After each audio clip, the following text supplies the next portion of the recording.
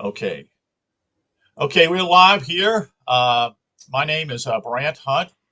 My channel name is Discerning What is True. I am broadcasting live on YouTube and also on Facebook and also on Odyssey. And we're going to be talking with Phil Langdon today. This is Phil Langdon. And we're going to be talking about the subject of the Temple of Luxor, Luxor. Luxor. Okay, sorry, Luxor. say that right? Luxor. Luxor. So I appreciate everyone being here. Anyway, Phil, introduce yourself. I've already talked enough as it is. I'm Phil Langdon. I'm from London.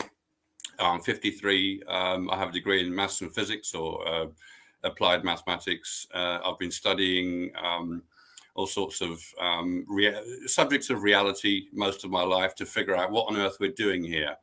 And that's what I've spent my life doing. And I've figured it out. I think, as far as I'm concerned, we're here to make heaven with God. And that's become my conclusion at this age. The purpose of becoming a physical being is to make heaven with God. So that's what I talk about basically overall. Yes, and it's good to see you back. It's been it's been a month and a day. Yeah. I think the last time we did something was December 1st or 2nd. So It's been over a month. Yeah. So how you been doing? Been doing okay? Yeah, very good. Yeah, very good. Just standard stuff. Working hard at work, covering people, but so I had very little time spare. And of course, you got to deal with family around Christmas and Christmas shopping. I have to deal with you too sometimes too. Yeah. So yeah, it's been all right. It's been good. And good. Here we are in the new year. Thank goodness we're all right. So there's many books that Renee has written, and I have a site here. Actually, I'm sharing it with others on here on YouTube, simply called innertraditions.com /books. And this particular deal with him, that is Renee Schroller. I don't usually say he actually is French, which is Le Blitz. I guess is how you pronounce it. And yes, and let me see if I can pull this up real quick for people here, so I can give you the titles.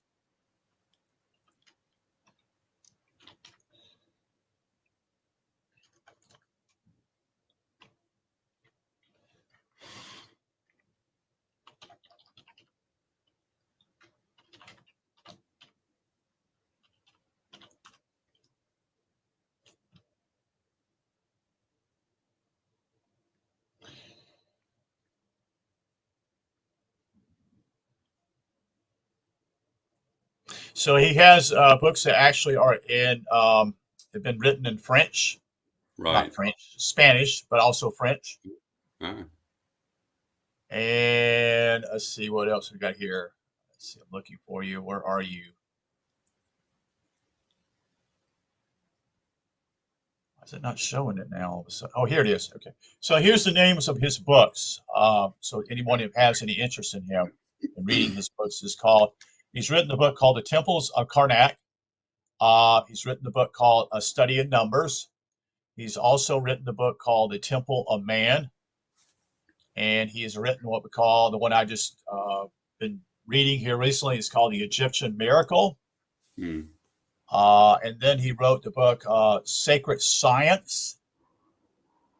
And let's see if there's any other books he's written here. I think there's a Symbol and Symbology. And that's like 5 or 6 books there. I noticed the book that's called The Temple of Karnak is selling for $87.50. So I guess it's a hardback edition. Probably, yeah. And let's see, anything, I'm just looking here. Just bear with me as I go through this here. Let's see if there's anything else. Apparently that is it. Is that it? I think so, yeah. They're great Yeah. studies. Yeah, they're quite concentrated studies. So he didn't do loads of books. He did focused books. Yes. I found that when I was going into his works, he had words that I basically don't know how to pronounce. I struggle with pronouncing the words because he had apparently a great vocabulary. He was a very smart man as far as I could tell. Yeah, And I think the other thing that's critical to get out is that he and his wife went to Egypt for 15 years right. together. Yeah, Uh, that's that's unheard of. Even back then was unheard of. yeah, I don't even know how he afforded it. I mean, I'm not saying that Egypt was expensive back then, but I'm just saying simply is that it would take a lot, to do something of that nature back then. And mm, naturally, I think his wife, she was very um, educated herself. She went along with him, which was actually a plus as far as I can yeah, tell. yeah, yeah. It would Um, be. Yeah. so It some, shows. It shows. Just to say, it shows that they found the content of the ancient Egyptian religion very important enough to devote their lives to it. Basically. yes, yes, you're right. The sad part simply is we talked about it earlier in other broadcasts, is that we talked about that there was, once they discovered the stuff back in the late 1880s and 1890s in Egypt and brought stuff back to England and France and wherever else, Yeah. there was a craze that was people were involved in it immensely.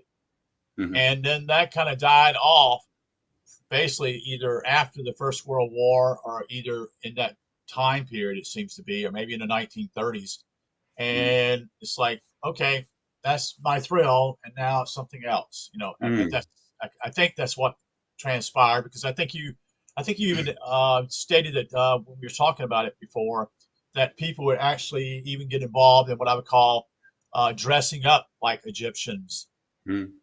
That's You right. know, Yeah, having their pictures taken as dressed up Egyptians. Yeah, right, right, yeah. Bizarre. and Yeah. and then the fads tends to wear off. Um, and I Mm. think that's happened before in other, and especially in the Western world. It seems to be the fads are very immense. You Yeah. see one thing becomes popular and then it dies out, and something almost That's exclusively starts again, and something else, and this bang, bang, bang, bang. It seems to take place every 10 years to 10 to 15 years, and then there's something, and that has to do with a lot to do with music. But anyway, I'm kind of yeah. diatribing here. One of the things I struggle with, I'll admit to you, and as I said earlier before we broadcast, is that I found his books to be somewhat difficult to understand, although I did glean some information that I felt was important. The recent book that I read with him and his wife um, at the temple that they spent, they did all kinds of measurements. Uh, they uh, they understood what rooms were for what particular purpose. Yeah. Um, That's and right. that would go back to his books called Numbers also. And so, can you tell us a little bit more about why he's important and why? Well, we know why. Not maybe we don't know why, but why was he so drawn to Egypt and doing this? And I have a good clue that he was looking for the answer. Mm. But would we say that he actually had any kind of a uh, takes place in his head, that is ascension? You think that? I wouldn't have thought so because you'd know about it if he did. We would all be talking about the fact that Shwala Delubitz was an ascended angel, if that was the Right, case. And right. studying these things doesn't automatically produce that in you. You know, it can No, just be it can just be an intrigue that you're pursuing to gain more understanding of how people translate philosophy and buildings and measurements into an understanding that represents what we're here for. That's what they were doing in Egypt. They're yes. representing the purpose and function of a human being He, effectively. he was a scientist, Right. and Yeah. Weights and and measures. Yeah. right, and he was, as you know as well as I know, that basically there was a major change that took place in science, roughly a lot to do with Darwin. That change began to take place. I think the change took place more in England at first than it did here in the United States. That Right. is, you had this Scopes trial here that took place, which was two guys that had lectures dealing with the issue of evolution and also the issue of God, that God designed human beings and such and such. And this took place in a backward town in Tennessee, which would be advantageous to what we call the God. God would be the one who created man, such and such. Mm. And I'm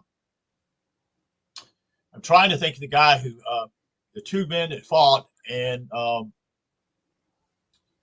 one ran for what I call president. I can't this it'll come to me, but ran for president a couple of times, did not win, but he was there representing the that God created the heavens and earth type of thing, Creationist, and as it were. the media was there naturally, and they basically used that to destroy that particular premise that this Right. gentleman was having, and Yeah. that began to multiply. And then I think with Einstein's theory and other things that took place in the 30s began to snowball, Yeah. and the science began to say we don't need God in the picture anymore. Um, Right. Right. An early conclusion, we can say. Correct. Right. Yeah. Unfortunately, it is very unfortunate that people in general want to simplify everything, which is fine. That's what we do in mathematics. You keep simplifying, keep simplifying. But if you do that with semantics, you lose detail. So if Yeah. somebody comes along and says, "Well, God created the universe," there are very interesting details concerning that. It's not that simple. And then there's this melange, this mixture, and this oversimplification of the aspects of divinity, because people think that divinity is simply one thing, when in fact the identity of oneness has three aspects automatically, because one alone is oneness by itself. It's Right. self-defining. But Right. another aspect of oneness is a singular expanse that has no distinction in it whatsoever. That's a conceptual oneness that is impersonal. So that's an infinite expanse that is completely empty. We call that the abyss. That Right. is also a singular state. So it's an aspect of divinity, which is singular nature. Zero is also an aspect of divine nature, because zero is a singular issue. That zero is simply no thing, and that's the equivalent to the abyss, which is equivalent to infinity. So zero, one, and infinity are all just different aspects of the same oneness. These three aspects are referred to as metaphysics, but they Right. include the Son of God, because the unifying factor between all those three is the Son of God, who is the cloud of heaven in the Yeah. abyss. Right. So this is metaphysics, and they all exist at once as one thing. What was I going to say? This is what Schwaller is basically using when he talks and writes. He assumes that you know certain things up front. Right. See, so when you write a book, you have to make certain assumptions that people understand what you're referring to in the first place. How detailed and do you have to start from scratch? I mean, am I writing a book for someone who's 20 years old, who's never done a stroke of science in their life? Well, it's Right. going to be a very different book if I'm going to Right. write.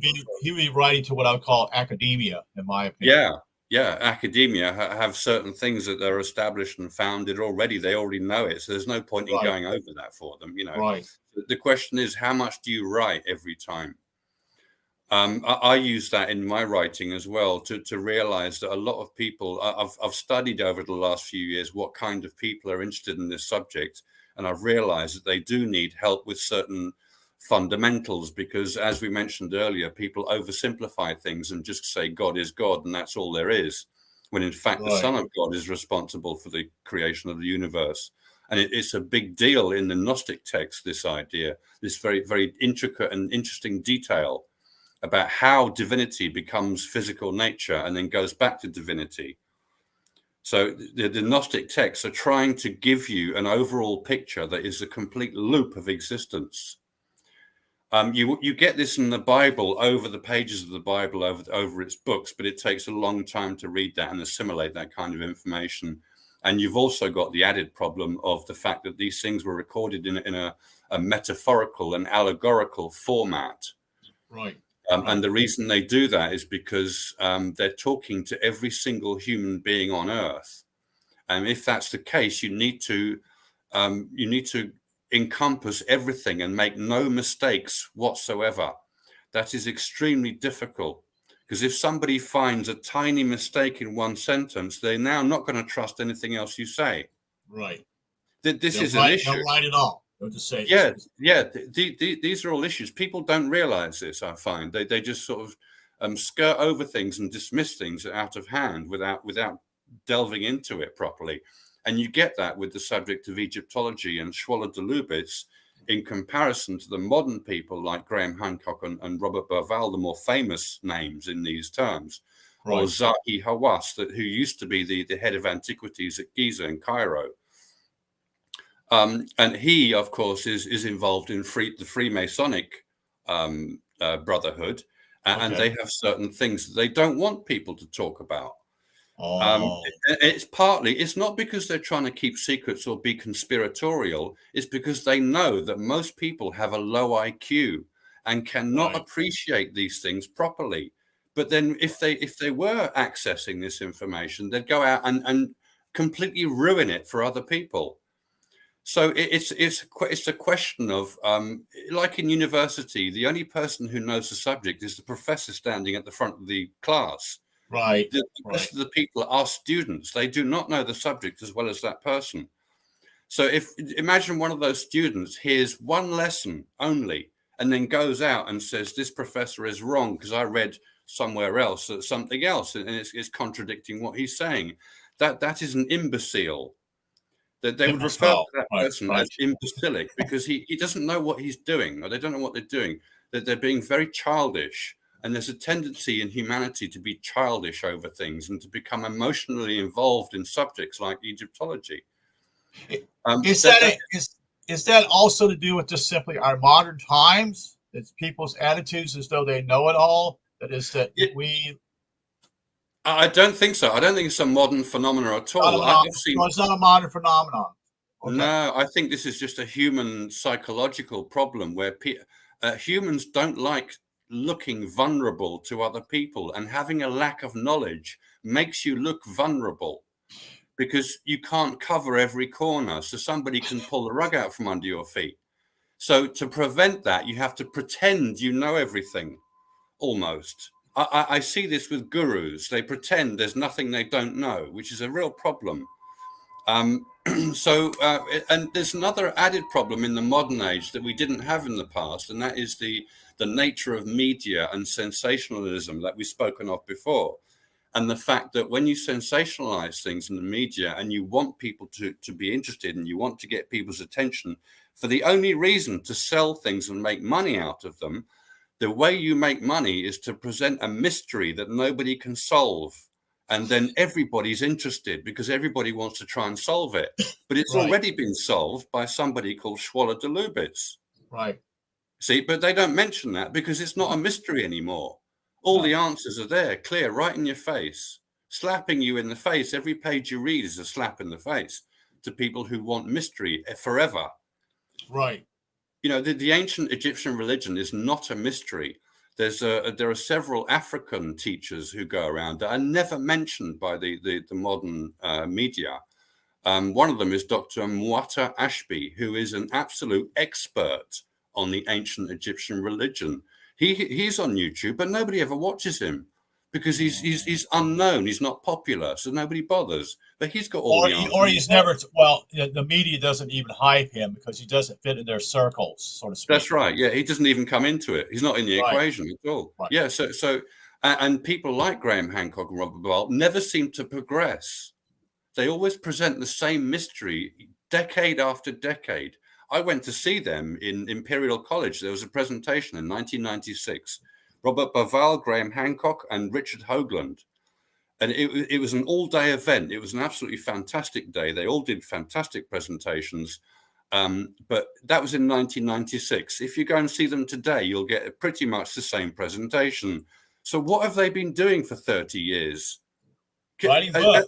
Have they really not advanced at all and not found the answers they're looking for? I don't believe that at all. I think they're worried about revealing certain things because they're so popular. Like, for instance, me, I don't get many views, but if I did, if I had millions of views on my videos, I would have a lot more trouble from authority, I think.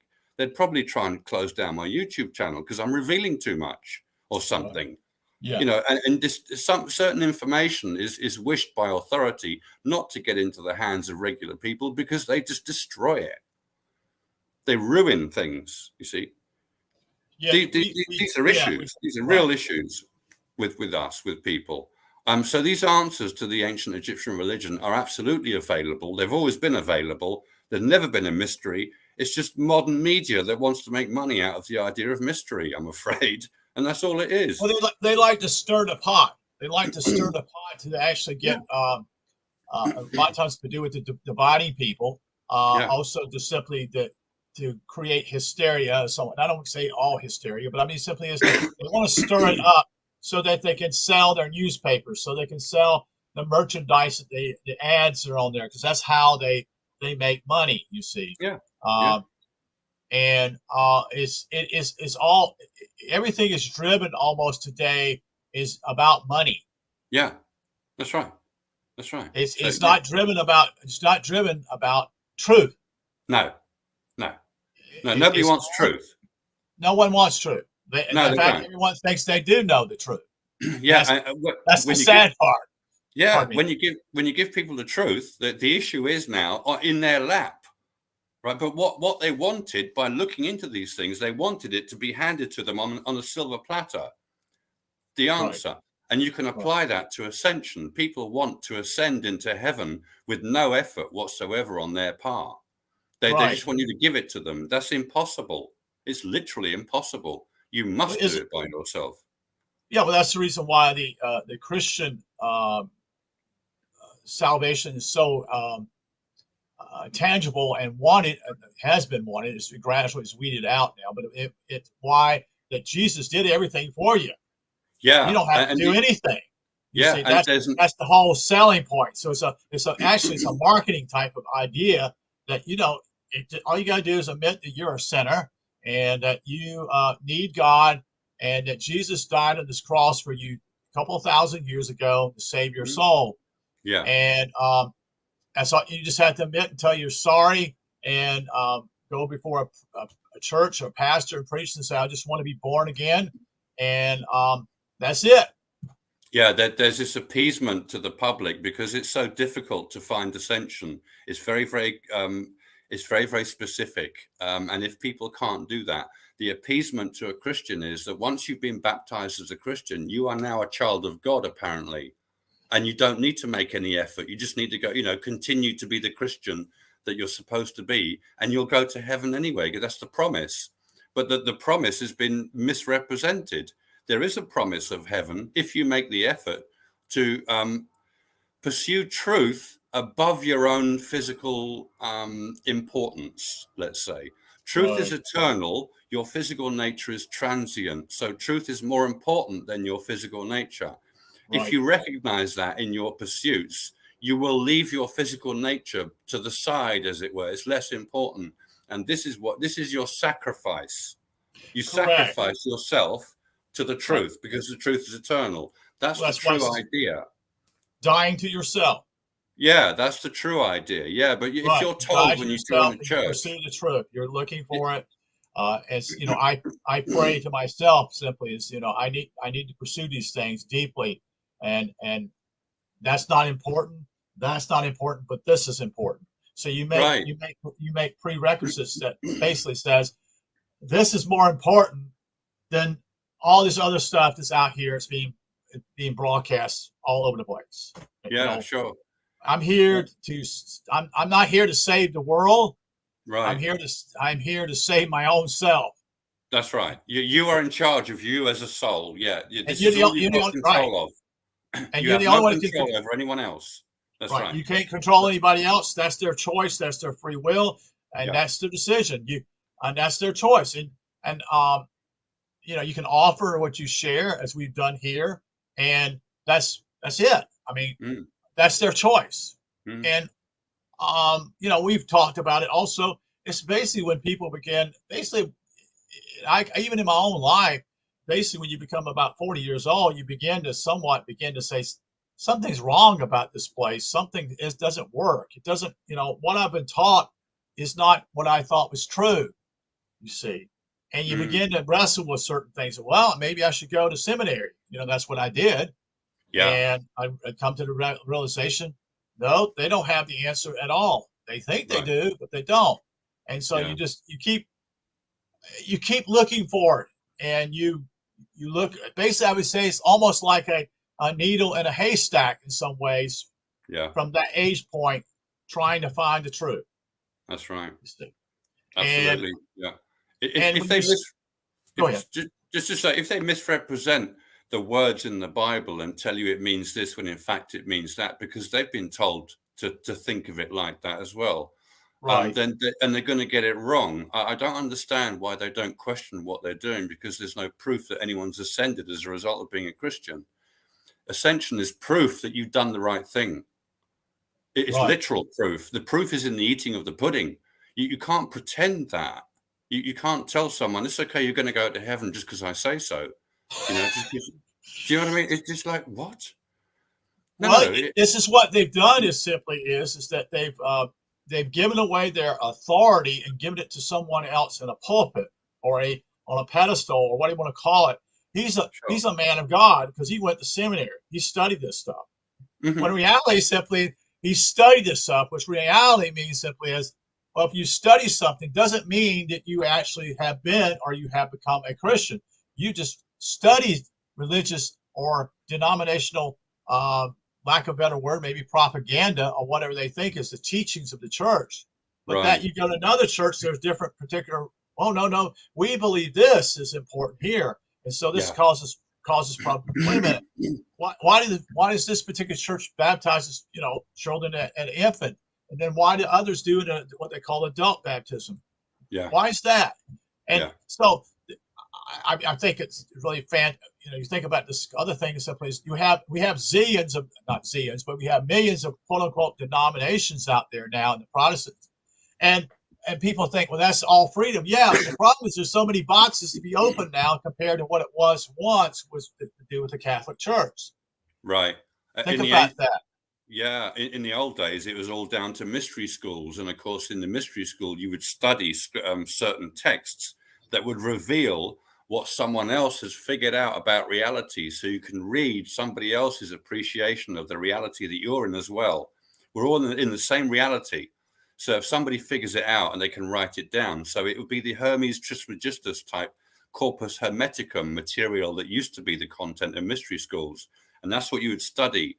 And by studying that, you're going to study and find out that there is spiritual world and physical world, that there's a distinction. They are exact opposites.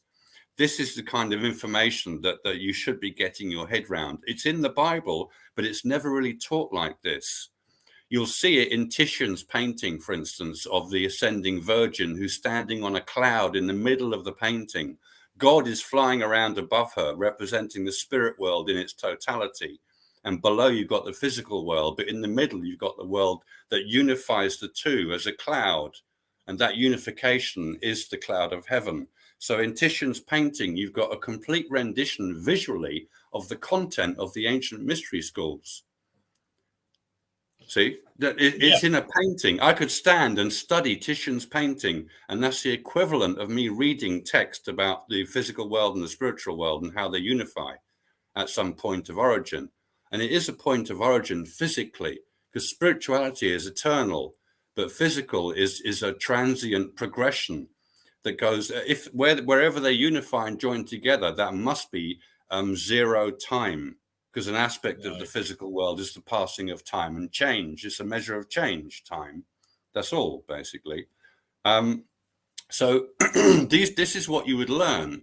And that is the correct structure for your mind to use to compare with your own reality, so you can get a clear picture of the reality that you're in and understand that you are the spiritual being in a physical world. And it's only like that because the cloud of heaven is the unification of spirit and energy. Therefore, you must be in the energetic world in order to generate it. You can't generate heaven if you just stay in the spirit world. So you must come into the physical world And that's because why it's a unification. we incarnate here. Yes, exactly. That's exactly why we do that. And it's the only reason. It's the number one The only reason. reason we're here. Yeah, that's right. I hear No other. Right. Go lots ahead. of spiritual people will tell you you're here to learn lessons, as if that's the point. But then, of course, one lifetime for most people is not enough to learn everything you need to learn in order to ascend. The reason you're here is to ascend, but human beings are so very slow, and they're born with such a low IQ level that it takes a great effort to learn and study. And that's what the mystery schools were built for, to help out with that, because we're basically just roaming animals otherwise. When we don't study and learn anything, we're just animals. We have very We, basic yeah, needs like what animals. we see it even in society today. I mean, we're not even talking about the spiritual even ramifications, how people act like animals on this planet. Yeah, that's right. It's actually everywhere. It's far worse now than it was when I was a kid. It's easy to Right. see. Right, Uh, probably because there's too much access to all sorts of weird ideas through the media and sensationalism as well. If you add it all together, it's just a great big hodgepodge of a chaotic mess, that people can't sort through. There's too much information. It, the so other so thing in, one other thing I was going to say real quick is that uh, I remember a movie you may remember it called Dumb and Dumber. I think it was yes, called. yeah, Okay, that kind of to me set the somewhat of a perspective at that time period. I think it's in the early '90s. I recollect, maybe a little later. But the point simply was that it was just be dumb and just act crazy and just be that way. And this is like, but that's not what you're here for. It was almost as right, though it was lifted up on a pedestal as being really well. Just be like this. You enjoy life. It's like yeah, what do you, we're more than that. We're far more yeah, than that. But yeah. yet that's how this whole media deals is push people down in some ways or keep them at a certain level, at an animal level, that they never actually transcend or even look at things. Wait a minute. There's bigger questions here. You see. Right, but some of those films, even though they represent stupidity, I think they're made on purpose, because it's only when we see our own behavior in other people that we That's realize, true. I didn't oh, think about that. Correct. I see, I'm behaving like that. I must be stupid. I must do something about that. So it's about revealing the stupidity of how humans can be. 'Cause we're born stupid, basically, all of us. I was stupid as well when I was younger. And I simply made the effort to become more intelligent. That's all, you Well, know. I think also simply is that we're introduced to a lot of trauma in our lives. Once we're Mm, even born, we have trauma that takes place in hospitals. Trauma yeah, takes place in families, yeah, and I've seen it in my own family. I see it even in my own self. And what takes place is simply is people are not able to get above that. right, Um, they right, and it is a hard thing when children are not loved by their parents, yeah, are treated with cruelty or mm, whatever. Sometimes they've done wrongly in all aspects. It breaks them. It yeah, destroys them. yeah. And how That's can right. you not have uh, uh, feelings for these people who have gone through this, but yet they don't they don't understand what's going on. If you Right, even try to give them the answers, like maybe you should do this and that, yeah, they don't understand. They're not right, able to compute that. They're not able to be able to delineate what is going on. Why is this happening to me? They yeah, think that's in some ways they think that's the way life is. It's yeah, like no. This is not the way life is supposed to be. You yeah, see. yeah, Um, right, yeah. It reminds me of somebody who's, they're in school, they haven't been to college yet, and they're looking at a book that's written by about a degree level subject, and it's above them. So they think, well, I'll never understand it. But if they got a lower level version of that, they'd understand that and then move on to the higher thing. So this learning idea is really a progression, but there's a tendency to want things now. Right now, I want to understand everything now, but you can't. It takes time to learn, so there's an impatience with people as well. And if you don't give them the answer straight away, they become so impatient, they throw you in the bin. Not only throw you in the bin, they probably also give up on even pursuing pursuing higher things. That's right. That's right. And then, as well, we've talked about a little bit about it, but not a whole lot. But we talked about simply is a lot of people go to school now to get a education simply to get a job. So it's not it's no longer about scholasticism, higher knowledge, whatever.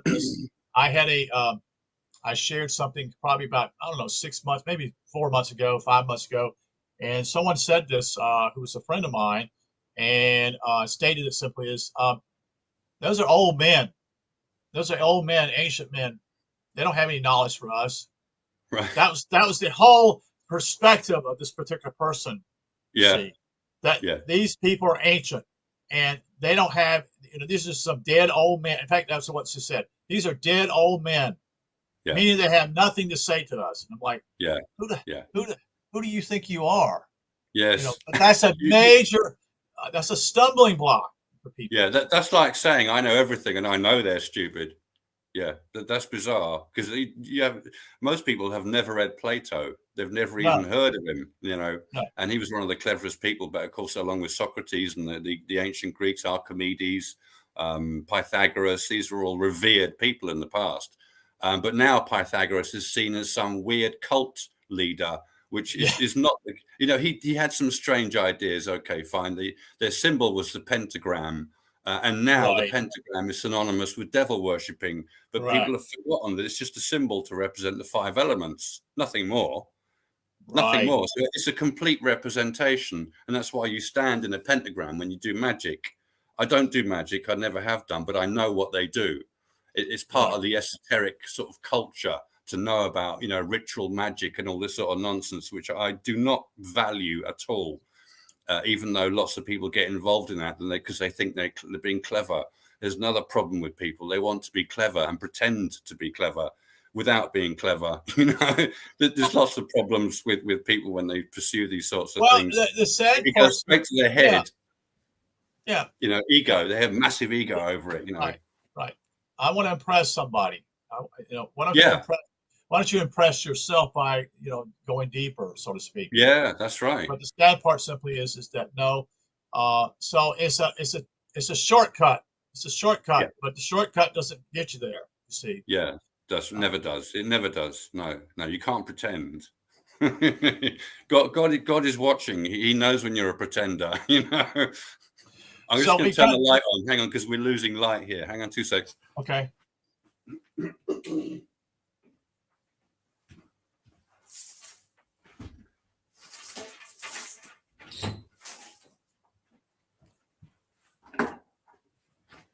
Right, I think that's slightly better. Hang on, I'm in silhouette.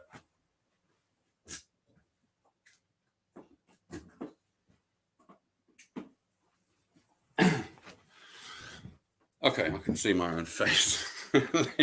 So when I read the recent book, by a stroller, and it deals with simply is the temple. And are you able? I'm just going to ask this question because it just popped in my mind. Are you able to read hieroglyphs yourself? No. Okay. No, okay. And never have been. I didn't feel the need because they've been translated, and a lot of them are. It's kind of spells that you have to be. There's a lot of things in ancient Egypt that we can't relate to anymore. When the higher you go in the esoteric realm, as it were, the more weird the things you do appear to people who aren't involved in that. And there's a lot of that in the hieroglyphics, a lot of spells, a lot of incantations and intentional. It's like it's kind of like ritual magic, and the idea of all this ritual magic has come from these places. These ancient spells and what have you that you find in the Book of the Dead. Okay. they are considered to be spells, as if to say, this person is allowed to pass through to the heavenly realm because we say so on this magic scroll, and here is an incantation to prove that, and to suggest that you must accept this person because we say so on earth. All this sort of weird stuff. But a lot of stuff in the ancient Egypt is in the hieroglyphs is to do with ritual magic. They were into that sort of thing, and it was fully expanded in that culture. And don't forget, that culture was thousands of years in development. Right. It's very much like the Chinese culture today. They're thousands of years old, and you see the result of that age in their culture today. So Chinese people do not go around parading themselves as something like a guru. An Indian guru will wear certain robes so that he can visually communicate to you, I am a guru, look at me, I'm wearing this special hat, I'm wearing special clothes, so you can see what I am. But in China, they don't do that because they know to impress people. Yeah, you don't need to show off to everyone. Anybody. That draws the wrong type of, it's like the same thing with it's the same thing with a woman. If she dresses a certain way, seductively, she'll draw the wrong type of people. Okay, that's just a fact. Okay, that's the same thing with a guru. He's going to draw certain types of people, and he knows that. He knows that it's going to be a way for him to earn money or be as well. Yeah, that's right. Not about what I call doing something out of the goodness of your heart and not benefiting from it. Yeah, I mean, in my mind, it should be like your older brother or sibling who simply tells you what they've learned. Right. That's it. That's all there is. He's not going to say, right, well, this is going to cost you $3,000 and we're going to have a session tomorrow and you're going to do this. No. Just tell me what you know. You're my brother. I'm not, you don't have to, I don't have to pay you for it because you're my brother. You're not my boss. No. It's people have been taught also, in order to find the answers, you have to pay somebody. That's another thing. That's right. I've got to pay, whatever. And so I go to a doctor, or I go to like at one time, this, what do they call it? In South America, it was to help people physically, Akawasi or something of that nature. A special type of drink they had, such and such. But you have to come here and you have to pay, $4 to $5 grand to come here. You got to fly here. You spend time here. Well, wait a minute. Whoa. Yeah. This is a money-making deal for you, isn't it? That's right. And people gravitate to that because simply they've been taught with those who charge something for it, they must have truth. Yeah. Yeah, because it adds value. Right. They equate it with value. Yeah. Right. Yeah. Mentioned that before. Yeah, I give my stuff away for free. It has no value. If I charge, it has value, but I'm going to get moaned at because I'm charging for it. Well, not just that. In the other way of saying simply is that if I'm charging you, that means that I'm legitimate. Yes, that's right. The way the thoughts are in people's mind today. If you don't charge me anything, then it doesn't have any value. That's right. Do you see this? Do you see how it's been reversed? Yeah, that's right. That's exactly. So a man who is, or a woman, whatever, who's trying to teach truth or sharing something and doesn't charge anything, they're looked at. Well, they're not talking about truth because they're not selling anything. So you see, this is how this whole economic principles has been bought into what I call into spiritualism today. Yeah. So Zen masters, there's famous stories about Zen masters. People go to a Zen master. There's nothing to pay. They simply hang out with the guy who's the Zen master. And there was a famous story about a young lad who went to a Zen master. And after a few days, the master got him to sweep the floor, make some food, feed the pigs, feed the chicken, just do basic manual stuff. And after a few days, the guy said, what am I learning here? And the Zen master says, well, you're learning how to be natural. You don't. There's no money involved in finding your own truth. You just perform your normal functions in the day and spend time in contemplation. It doesn't cost any money to contemplate. So all these Zen stories have nothing to do with finances ever. It's all about intellectualism and wisdom and understanding reality. It really is, so Zen masters are always revered. I've never heard anyone complain about Zen, for instance, but when it comes to organized religion, I hear nothing but complaints, and all sorts of things go on, because there's finances involved. Well, yeah, because they basically in a way they get children involved with their what I call their Sunday schools or children's church or their vacation Bible schools. And what happens simply is they draw them in at a very young age. They're gullible. Mm. And then they are told, then they have some type of something happen. They believe in Christ and Jesus, and He's their Savior, and they're hooked. They're in the church for the rest of their lives. Yeah, sure. They never actually ask questions. Hey, why am I here? I've been doing this for 50 years or whatever, and I don't see any change in my life. I still go out and do certain things. I struggle with certain things I do. But with Christians, that what you're saying there comes from, I feel, the fact that they're told in the first place, now that you're baptized, you're a child of God and you are going to heaven. And there's nothing that can stop that. So you don't need to contemplate and think for yourself. Just confess your sins every week and you'll go to heaven in the end. There's nothing to think about. I'll just read the text and just take it as I tell you what it means. That's not good. That's not thinking for yourself. No, that's actually you're giving your soul back to the teacher. Yeah. You're not developing yourself at all. You're actually forfeiting your responsibility. Yeah, that's right. You're forfeiting your achievement of heaven.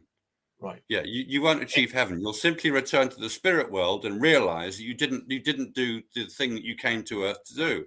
And that's what a lot of people say in these near-death experiences. They say, I didn't achieve what I was supposed to do on earth. And you think, well, why is that? Because you didn't realize why you're here in the first place. Right. You just allowed things and accepted things and just went along with stuff. And they said, well, they seem to be authoritative. They seem to know what they're talking about. So I'll just go along with what they say. I didn't question it. That's no use. You got to question things to know for yourself. Gnosis is all about knowing for yourself. Yeah. So what I'm trying to do is go back to what we were talking about. It's going back to Schroeder. Is almost, if I understand it correctly, in the last book I read, dealing with what I would call the introduction of what he called the temple's architecture.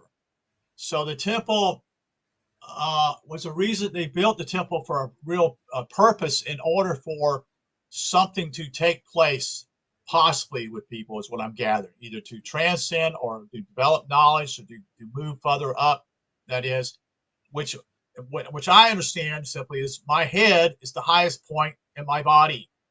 Okay, I think in my own thinking, this, you can correct me if I'm wrong, is that's the air sign is up here in the head, meaning that simply is that I'm closer to heaven up here than I am at my feet. Okay. Yeah. So if heaven is here in the air, that's where it's going to take place. That's where the ascension and the enlightenment will take place in your life, will take place here. Yeah. And that's illustrated even with Jesus when he speaks of we call it the place of the skulls. Yes. That has to do with right here. That's your skull. Right. And this is also your temple. They say even parts of your head. This is your temple. These are hints that where the work should take place right here. Yeah. Where else is God going to manifest? He's not going to manifest in a cup of tea sitting on a table in some cafe. It has to be you, and it must be up here. It must be up here. Yeah. So go ahead. I'm sorry. I was say the temples in ancient Egypt were used, as I said, it's kind of ritualistic. These temples with things laid out in certain places, and you would spend time as an initiate learning about the various aspects of your own self through the temple, so that express what's inside you, outside of you in the temple, so you can see it, so you have something tangible to go on for your mental appreciation, and they'd get you to do certain things, and in so doing you would learn about the chakra system, which is an energetic system in your body that wasn't there when you were born. You Right. develop these chakras apparently during your life, and it's normal because humans are so slow. It's normal to develop just one chakra per lifetime, and therefore they said that it takes 7 lifetimes to achieve enlightenment as a result. But that's an idealization. You can do it in one lifetime. If you're a reincarnating soul who's already done it, it's going to take you far less time than someone who's never done it before, because it's already ingrained in your spirit. Right.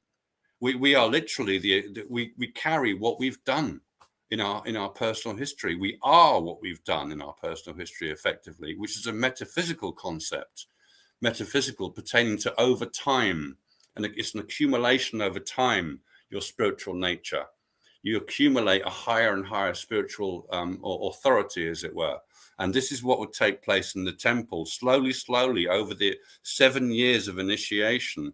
You would make your way to the Holy of Holies in the temple, learning all about your chakra system, how it works, how to develop each chakra, because the lower chakras have different emphases than the higher chakras.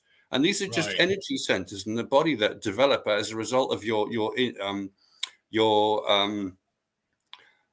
involvement in your own life and in your own growing understanding.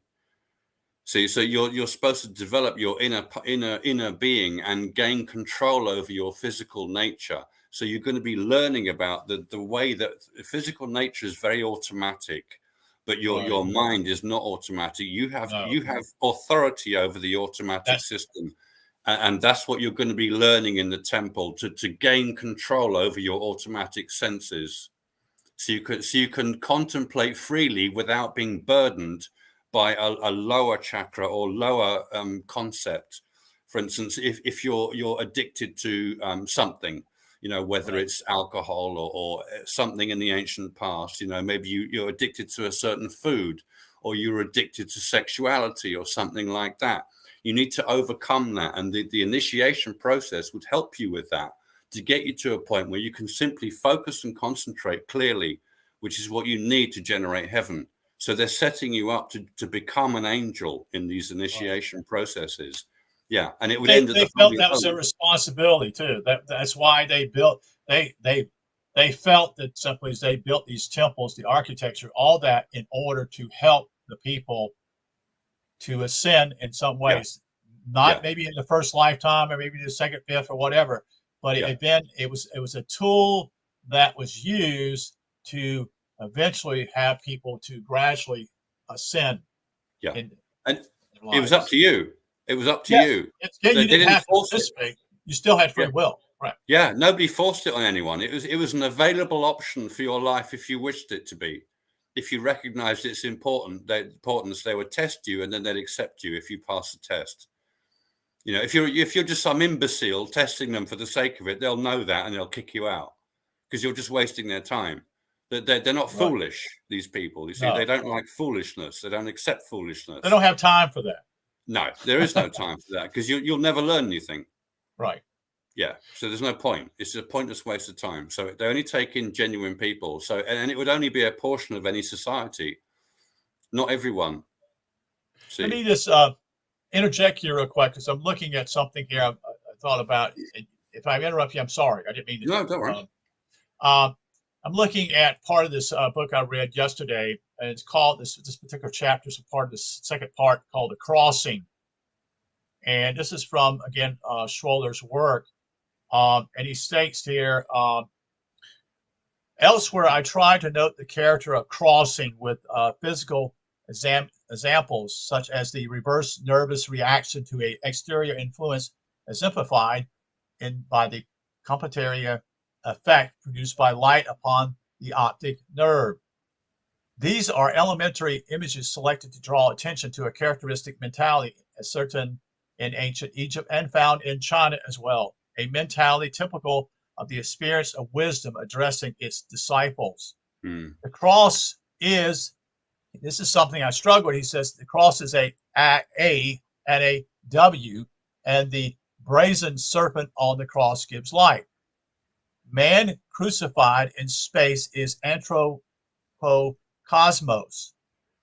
The cross is the equatoria plane of a body in revolution around itself. It is the four orientations that define the abstract center. The cross is a symbol of life because life for us is no more and no less than the faculty to react. We perceive mechanical reaction, but do we understand vital reaction? Could the latter be the ultimate cause of the gross exterior mechanical reaction, the reaction of one body towards another? When the organic body reacts to exterior influences, the temptation exists to call the reaction vital, though it is yet but a subtle mechanical reaction of an energetic nervous system, a reaction set off by external influences. Anyway, what I'm trying to share here, he's talking about not only was it there in Egypt, but it's also in the past, it's been in China.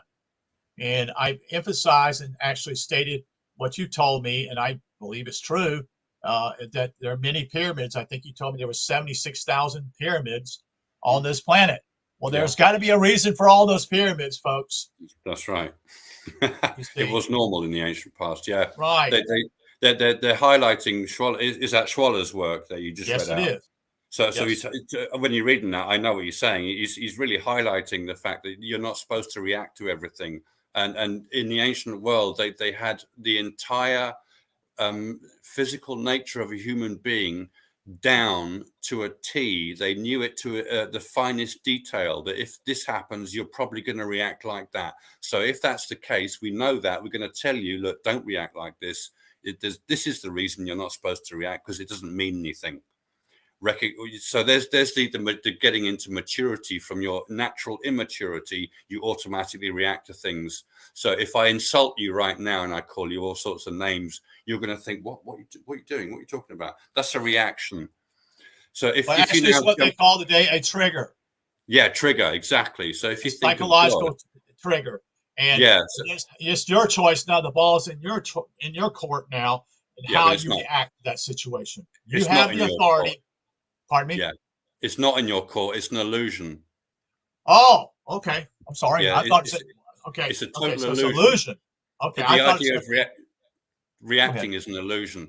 There's no need to react. Yeah, that's what I'm saying. What I'm saying is simply is that when you're triggered, you can get angry with someone or act certain ways. So in reality, you're not grown up in that area. You see, right? Because you're being triggered, you're being pulled in a certain way that actually is detrimental to you. Yeah, you feel the need to do something and take control of the situation. It's a total illusion. I'm gonna put up my fist. I'm going to fight you. Yeah, I dare you call me stupid. Something. Yeah, like that. if you walk away, you see, the normal human thing is to think that I'm a coward. But there's a difference between the wisdom of walking away from violence and being a coward. It's like the difference between revenge and justice. It's the same principle. Justice is normal. Revenge is out of kilter. It's completely wrong. You're lowering yourself to the same level as the person that did you wrong, and that's a reaction. Revenge. Justice is a normalizing action, not a react. It's a kind of reaction, but it's not a knee-jerk reaction. It's a reaction that comes from wisdom and thought and understanding. It's the same. It's basically the same principle. And if you do have any triggers, then they have to be worked through, because you must get rid of all these triggers. You must stand above your automatic nature, and triggers are part of your automatic nature, which means you're physically oriented and not spiritually oriented. If you think of God, God has no triggers and God is in perfection. Therefore, there's no need to react to anything. It doesn't matter what goes on in the universe. God isn't going to react to it. It doesn't matter. Right. That's what the other thing simply is. There's the whole aspect of simply is, why doesn't God come down here and make things right? It's like, that's not his job. Yes, that's right. Why would he do that? It doesn't make any sense. Okay. That's right. You down there need to get your act together. You need to work it out and not be so trigger happy, so to speak. Yeah. And try. Yeah. That's right. What happens. Right. So trigger happy. Yeah. Yeah. Well, that's what, and, but we all, everyone, you talk about, my lifetime simply is not my childhood, I should say, is completely somewhat calm compared to what children go through today. Mm. I mean, that's 60 Sure. years ago, 50 years ago is Yeah, what's sure. happening. And I can Yeah. look, yeah, my parents were not perfect, but my parents didn't do stupid things neither. I Yeah. mean, you Yeah. see, um, Yeah. and um, you know, but let me a question. Let me ask you another quick question because this has popped in my head. Now we're talking about trigger. We're talking about psychological issues. Now, here's how I try to understand it. There are people who are working through that type of perspective, that is the psychological issues, but they're not aware of what we call of ascension or um, growing, because in reality, what I see is the whole issue with a transition, not ascension, and it taking place. That's a complete change of everything in your life, and that you will no longer have any issues with having triggers with people. You will no longer have issue with what I call boundary issues. You see, so I'm asking a question simply: is some people are taking what I call steps in that procedure to deal with that psychological issues with other people and themselves. But is that the right path to go on, or is that just simply a slow progress, eventually leading to their eventually ascension in later on in their life, or either um, in Right. another life? So Maybe I've said that so long. no, I'm that's trying to fine. phrase it. The suggestion from what you're saying is that by the time you get to your ascension, you are perfect, which is not true. That's not true. Okay. Um, so the analogy that's used, this is a famous analogy. When you ascend, it's as if you're a wheel on a cart that's already moving. And at the moment of your ascension, you, as the wheel on the side of that cart, come off. And now you're rolling by yourself because the cart was already moving and you had the cart's momentum in you as well. But Right. now you're at the wheel that's come off the cart and you're only rolling along for a short while before you flop to a standstill and you fall down and you stop moving as the wheel. Right. The cart carries on moving away from you, but you've stopped. Right. This is the great analogy of the moment you ascend is the moment you come away from the cart, but you're still turning and you still have physical orientations to you that are not spiritual, as it were. Everyone's different. Everyone has their own past and their own ways of dealing with their own experiences. So it's always unique, but it is always the same. You'll keep rolling for a while with your normal physical experiences because you didn't expect to ascend. Ascension is always a surprise. See, because it's a Yes. surprise. You are not perfect. And again, I must say, emphasize that perfection is self-honesty. It's not your performance. It's how honest you are with yourself. That is a measure of your perfection. Therefore, when you ascend, you are so honest with yourself that you will now overcome all your previous triggers that are left over. And so there's a period just after your ascension for the first few years, let's say, where you become more and more spiritualized even. So the spiritualizing event, the objective spiritualizing event is the ascension, but that's the start of your spiritual learning.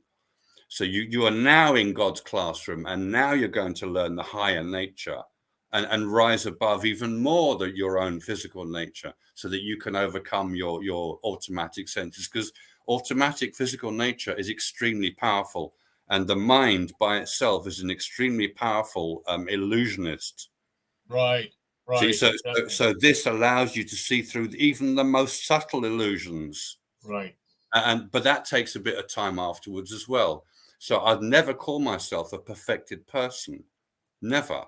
Okay. Even unto the moment I die, even though I ascended at 44, if I die when I'm 100, I've had 56 years of spiritual learning, and I'm still not perfect, as it were. But perfection really is self-honesty. So you can think of yourself as perfect if you're self-honest all the time, but not perfect in terms of your performance. Because if I'm suddenly surrounded by a gang of youths with sticks and they're going to start, hitting me with sticks, I am going to react to that. Right. I will Right. not allow that. So how far do we take it? you might think that it would be the highest of spiritual natures to allow people to kill you, just to kill you, and you do nothing about it. But really, you see, there's this thing about sovereignty when it comes to spirituality, where you do not allow people to walk all over you. So Right. there's a great dichotomy in the world when it comes to these issues. That do you do something about Europe being attacked? Well, you should defend yourself. God does not allow people to attack God, as it were. If somebody came and was able to put a sword into God's heart, as it were, he would not allow that. Right. You see, so there's a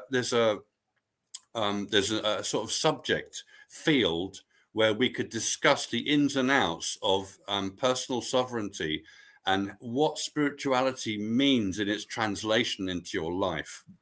You know, should I walk around the world? Well, if I do that and I talk, some people are going to attack me. Some people are going to want to kill me. Should I allow that, or should I leave and just get away from them? All these kinds of issues are what you think about after your ascension.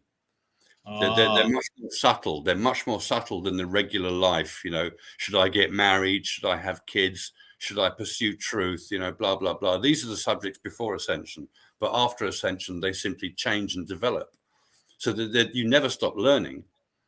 Right. I'm still learning myself. I'm still learning about subtleties and, you know, non-reactions and what I really should be doing logically, or what I shouldn't be doing, this sort of thing. And what has fallen away, because some things naturally fall away from you. Like the lower chakras, the lower Right. emphasis in life. You know, for instance, having sex 3 times a week, for instance. Should you Right. continue that? Well, Right. that actually falls away from you. You never think about it again, really, unless you're studying It's it. no longer a priority or Yeah, in your life. Not exactly. it doesn't mean that you. I guess sometimes people would say, well, you know, there's still you can still love your mate, you know, such and such, but it's no Yeah, longer a so-called need, so to speak. You see, and that's how people, you know, and that's why you get together, so to speak, without being at that point and being ascended. So you basically need what I call the confirmation of actually relating one to one's opposite sex, you know, your yeah, best friend, all those type of things. But the yeah, point simply is, once you've actually ascended these things, those things are no longer the priorities. It doesn't mean that it's not a yes or no. It's no longer a priority in your life, so to speak. yeah. And it resounds around this issue of security or insecurity. Right. That's a good You know, way of saying it. yeah, Right. yeah. If so, ascension makes you absolutely secure. Right. Because people get married. A lot of people get married either because they're lonely or they're a lack of security, needing someone, needing their best friend to Mm, support them in some ways, mm. and then vice versa. The other Yeah, person, is a companion type of relationship, and yeah, you need someone to say, okay, you know, I need someone to, you know, help here, and but it's also helps in the emotional area of life. You know, when you get older, mm, there's fears that you're going to deal with in hmm, life as you get older. You yeah, see, and a companion is someone who can actually help you in those areas. Also, is someone who wants to see if they genuinely love you, mm, wants to see you to be your very best. mm. You see. So Yeah, sure, yeah. There's such security with post ascension that you don't actually need to spend much time with other people anymore. I could spend the rest of my life on my own, and I'd never complain about that. See, but because I'm not on my own, but only I know that. If you tell right, somebody else that you have a relationship with God, they don't understand what that means. They don't understand that you're never alone. See, but right, it looks to them like you're always on your own. No, you're right. not. No, you're On the not. physical, in the physical aspect, yes, you're alone. You're alone. You're by Yeah, but yourself. you have a relationship with yourself, and that becomes a permanent security for you. Right, Instead of looking out and not realizing that you have a relationship with yourself in the first place, that there's another issue that you gain from ascension that you don't normally think about or don't appreciate in the same sort of way. You know, it doesn't mean I don't want to ever talk to anyone else. It simply means that if everybody on earth suddenly disappeared and I was the only person left, it wouldn't bother me. See, It because I'm wouldn't bother you secure. because simply you're not dependent upon you're not dependent upon others. Exactly. Yeah, that's the distinction between pre And and that's post. why when you lose someone in a relationship of that nature, uh, is someone that you you were with and you were shared all your personal, goals or whatever you want to call it, your hang-ups Yeah, or whatever with yeah, someone. But once that person's gone, it's almost as though someone is there to hold. Both people are actually holding up one another, I should say, yeah, the yeah. man and the woman, so to speak. So It can be like that. I'm going to share something with you that is supposedly a great secret. Um, God, what we call God, is every single person in the universe's true self. If that's the case, when you meet God and become one with God, you are becoming one with every single person in the universe, and therefore nobody and nothing is missing. Do you understand? So when you meet God, you don't need to talk to or meet anybody else ever again because everybody is there at once. yeah, that's a little It's bit. it's the strangest thing. It's the strangest thing. There is total and utter satisfaction when you encounter God. Total satisfaction. So what you're saying is simply there is no need for that, or a need for um, a partner. Is that Right. what you're saying? That's right. You don't need it. There's all sorts of things concerning that. You don't need it, but it doesn't mean you don't have it. Just because you Right, don't need something, it doesn't mean you don't do it, as it were. right, You right, simply have a different attitude over it when you're doing it. So now I can have friends and enjoy their company and not say to them, I don't want your company because I've got everything I need. It's not like that. No, no, no. right, I'm right, satisfied already that I've met all of you in your in your highest state, because God is you in your highest state as well. And you right, know that when you're with God, you know God is everybody's true self when you meet him. You realize that. So you realize, oh, nobody's missing. When people say my cousin was drowned in the sea and his body has disappeared, we can't bury them. I'll never know them again. They've gone. They're lost. No, they're not. Nobody is lost. right, Nobody ever. And even when people go to their personal hell, they are not lost. It's only temporary as well. There's another thing that people are frightened of, in the near-death experiences. Some of them talk about going to hell for 10 minutes or a short time or a long time or whatever. And it worries people. It's just an aspect of your own being. There's nothing more, it's not a big deal. You can rise above it just like that by changing your thinking, by realizing it's just an aspect of yourself and you can choose to go higher if you want. It's down to you. right. See, it's not imposed on you. It's not forced on you. It's what you do to yourself. This is what we're doing. We're doing everything to ourselves. God has nothing to do with it in a sense. It's as Yeah, if you're God is, right. That's right. We actually cause harm to ourselves. We do all these things, and we blame God. And in yeah, reality, it's like, well, God's not a part of this thing here. You are the one who made that. You made that decision, and that yeah, you're suffering for that reason. For that, da yeah, da da da. yeah. That's part of growing up, so to speak. Basically, Um, yeah. That's all it is. All we're doing is that's growing it. up. Yeah. And so it's not God's fault, No, and it's not God's problem, you see. that's right. But I've acted that way myself. Well, why We did all this do. happen, such and such. Yeah, we all So do.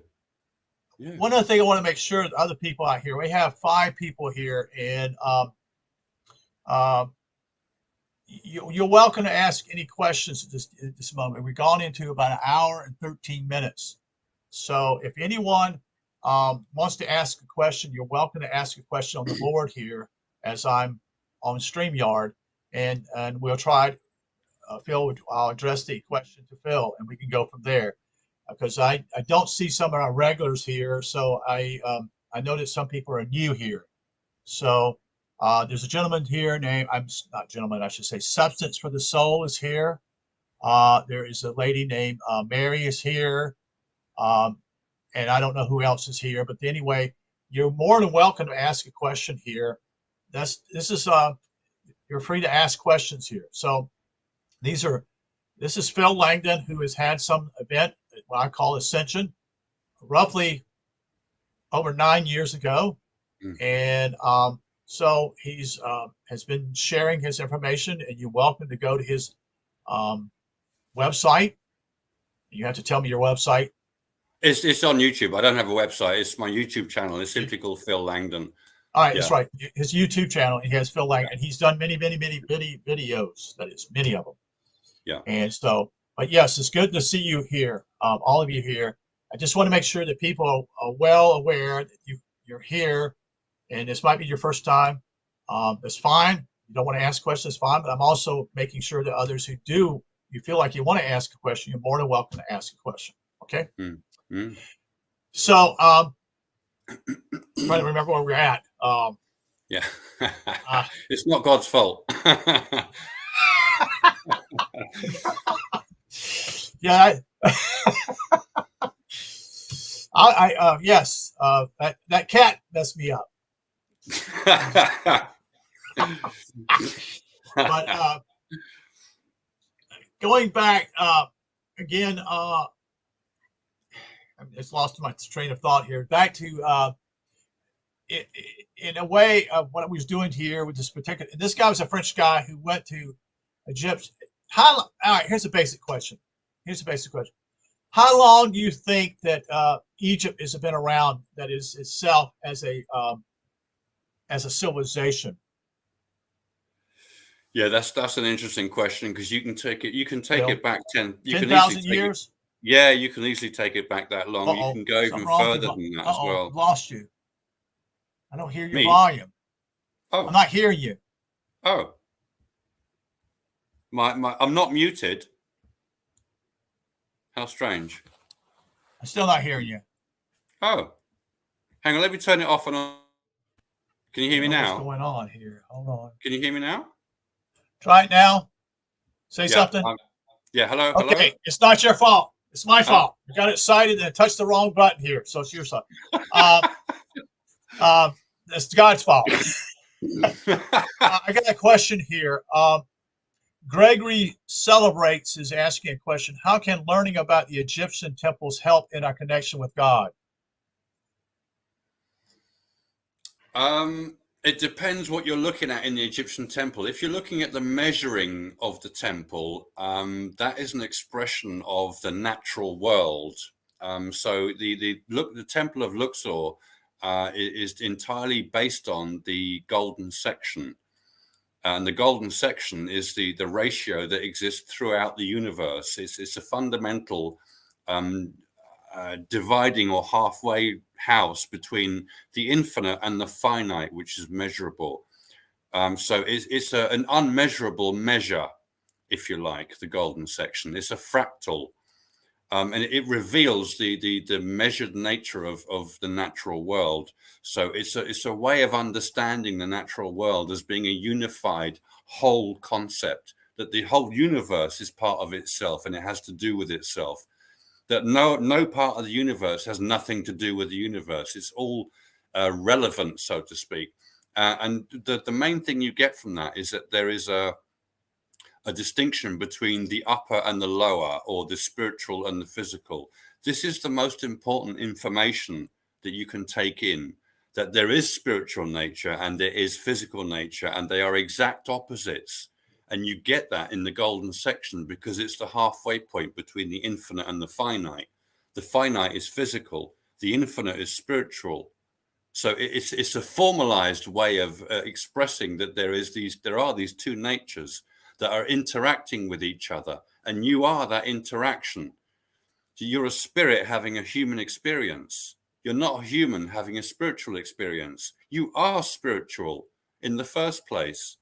And all you're doing is using the physical nature through your learning, through what's encoded and embedded in these temples and their measures, to generate heaven for yourself, which is a permanent abode for you as spirit. If you don't do that, you simply go back to the spirit world, which is your fundamental home. We all belong in the spirit world, But the only reason we're coming into the physical world is to make an ideal home for ourselves in the spirit world. See, heaven is the ideal.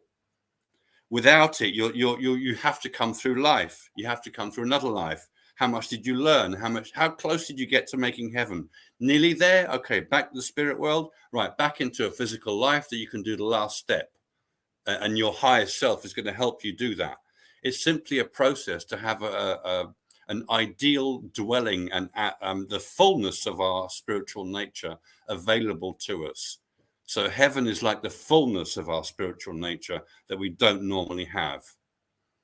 So this is the basic idea, and you'll get this from the Egyptian temples. They will slowly reveal this to you by telling you that we understand and we encode in our temples that the golden section is a fundamental natural ratio in the universe, and therefore you can trust what is in the temple because the universe is entrusted to God, as it were. It's a process that God is using or waiting for to create the companionship of in spirituality at the fullness level where you have heaven available to you, and not just the spirit world. See, so it's about you developing your best experience of your existence. It's basically about that. It's to help you expand your existence to the fullness of its potential, let's say. But That's what you'll get from the temples. You'll learn this in the temple. If you know what you're looking at, you can register and you start measuring things like Rene Schwaller de Lubitz. He was measuring everything and realizing that they were basing most of their temple measures on the golden section. See, and referring to the human being on purpose, because the human being is where God manifests heaven. That's why that's why they make temples that represent the human body and the functions of the human body. So it's an education system, really. An Egyptian temple is an education system for you, to take you from ignorance to enlightenment. That's the function that they have, as it were. And in some regards, it was a mystery school, somewhat. Would you say Yeah, that? yeah. It's only mystery school because you haven't got there yet. When you find Right. out, there's no more mystery. Right. And yet, having said that, there's a famous saying in Christianity that you'll never know God. But what that really means is you can meet God and have a relationship with God. But because God is never ending and infinite, you can never get to the end of infinity. So it's always interesting, always brand new. God is ever new. So when God manifests in you in the first key to heaven as a cold flame coming up it starts in your heart chakra and it goes up to your throat. There's this cold flame of it's a cold fire. That's the presence of God inside you. A flame is always changing. It's never the same twice. That newness is what you feel with God. God is ever new, and you're ever brimming with this brand new sensation. Ever brimming with it. You never get used to it. It's always interesting. You're never bored. Heaven is the opposite of boring. The complete opposite. You see? So you're always interested, you're always engaged, and there's always new learning to encompass as well. There's always more, always more. God never ends. So you'll never know the end of God. That's what this statement really is referring to. So existence is always going to be interesting. Even though you've got to the end of the mystery of your existence, you've found the halfway point between the two worlds of spirit and energy. That doesn't mean that's the end. It's just a starting point. It's a new starting point for you, for even greater adventures, as it were. So it only gets better. I hope that covers that. Yeah, it's like I said, we've got three people have actually. There's four people here actually, but there's three people have actually said their name. So again, like I said, you're more than welcome to ask questions here. We usually go approximately about around 2 hours. If we get depends on what Phil's schedule is, and this is an opportunity as I dialogue with him, such and such. But there are others that are different areas in their lives, and it's to your point, to look into what Phil is sharing with us today, and to if you feel like you need to ask a question, then it's okay to ask a question. This, we're here all. I don't know of anyone else except Phil Langdon has had the ascension. Okay, I don't know of anybody Same. else. There may be I wish others here, but I I wish don't there know was. anybody. Pardon me? I wish there was. I've been looking for 9 years, for anyone else. And some people do write to me sometimes claiming they've had exactly the same thing. But when you find out what their experience was, it's completely different. And you wonder why they told you that in the first place. It's very strange. I've had some very strange communications with people over the last 9 years that are just bizarre, that are completely unnecessary. So there's a wishful thinking going on with a lot of people as well. They have an experience and they think it's the greatest experience there is. Lots of people have that. Thousands of people have had near-death experiences, but it doesn't mean they know everything. And they haven't made heaven as a result of having a near-death experience. But some of them admit, yeah, there is this greater thing that you're here to do as well. And I haven't achieved it yet, they'll say. So here I am in this life. Well, I'll have to go back to the spirit world and I'll have to come to another life. And it might not be on planet Earth. It might be somewhere else. There's trillions of planets. There's trillions of them. There's all sorts of things available to you in the universe as an experience. See, it's just absolutely amazing. Existence is absolutely amazing. Do we choose to go somewhere else, or is it strictly we start here first and then move on? It depends what you want. Yeah, if you're looking to advance yourself spiritually and you agree to what is presented to you, that it would be a good idea for you to go to Earth, and you recognize that that's a good idea, then you're going to do it. Right. But you can refuse. You can refuse. Some people are forced, I understand, but you can refuse. And some people end up getting stuck here. And there's all sorts of things to say about that. I don't know whether you're familiar with the paranormal. I'm very familiar with the paranormal, ghosts and spirits and goodness knows what that hang around. It has a lot to do with attention seeking and the energy vampires. They have to become energy vampires because God is the greatest source of energy there is. Heaven is a permanent source of energy for you. You don't need to gain energy from anybody else.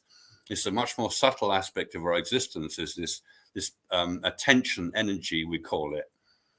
So a ghost, for instance, a person who's stuck on Earth, who's refused to reincarnate and develop themselves because they're simply bloody minded. So they're stuck and they're now going to prod and poke people around in their environment as a ghost or a spirit to get some attention energy, to build up their personal energy from other people, because human beings have lots of energy available. And that's why ghosts and ghouls attract people's attention. That's why they do strange things, because it forces you to attend to what they're doing. You can see it in the videos on YouTube or on TikTok or whatever. There's thousands of them. Many examples of spirits who are stuck here, who have the only thing they have left to do is to steal energy from people's attention. And they do that by appearing to them in a weird and strange sort of way that freaks you out. And it gives them loads of energy all of a sudden that they wouldn't normally have. So it becomes a game of gaining energy. And gaining energy and producing manifestations is a very spiritual concept. It's a very high concept. It's not an ignorant thing to be contemplating. It's a very powerful thing to contemplate, because this is what God has done. God has generated a system through metaphysics that has generated an entire universe, if not many, many universes. See, and that has come from somewhere. That's come from something. This is the power of God, as it were. And this is the basic principle and idea throughout our existence is the accumulation of energy to the point of generating the greatest thing there is, which is heaven, the cloud of heaven. It's a very specific thing, heaven. It's not some generalization. It's not just the spirit world. It's referred to as the space between spaces. The abyss is the space between spaces. It's zero dimensional. That's why it's called space between space. The abyss is technically and specifically zero dimensional. So when you're in it, it will appear to be an infinite expanse, because zero dimension is an aspect of one thing only. It's an aspect of divinity. I could go on all day about this. There's so many technical aspects to it as well. But it's the idea of energy. Yeah, everything is about energy in manifestation. See, so it's all about gaining energy and creating heaven is about gaining spiritual energy, as it were, spiritual prowess, intellectual prowess as well. And it's not just about loving kindness. That isn't that loving kindness obviously is great intelligence to that, but it's not all there is, because there are two keys to heaven. The first key is about falling in love with God, but the second key is an intellectual dilemma. It's a riddle you have to solve, and the riddle is to unify dual opposites in your understanding, to realize that they are part and parcel of a singular cycle. That's the answer to the riddle, by the way, to realize it's a cycle, like the chicken and egg thing. It just goes round and round all the time. But all of it is just an aspect of one thing. The one thing has these different transformational aspects. So in one moment it's this, the next moment it's that. You have to stand back and take it all at once, take it in all at once, and realize it's one thing. It simply expresses itself over time, which is an aspect of metaphysics. Metaphysics is a cycle that occurs over time and comes back to its own origin. So the alpha and the omega are one and the same. See, and that cycle involves energy, as we were talking about a moment ago. So if you don't have much energy, you're going to need to get some energy. See, this is the commodity of spirit, of souls. Energy is a commodity of souls, as it were. It's our currency, so to speak, if you see what I mean. Gregory celebrates again, is asking another question here. He says, how do we preserve our energy in this world? Oh, you're naturally going to accumulate energy on a daily basis without having to make any effort. It's a natural process. The older you get, the more you know, the more you realize you don't react. When you react to somebody, you lose energy.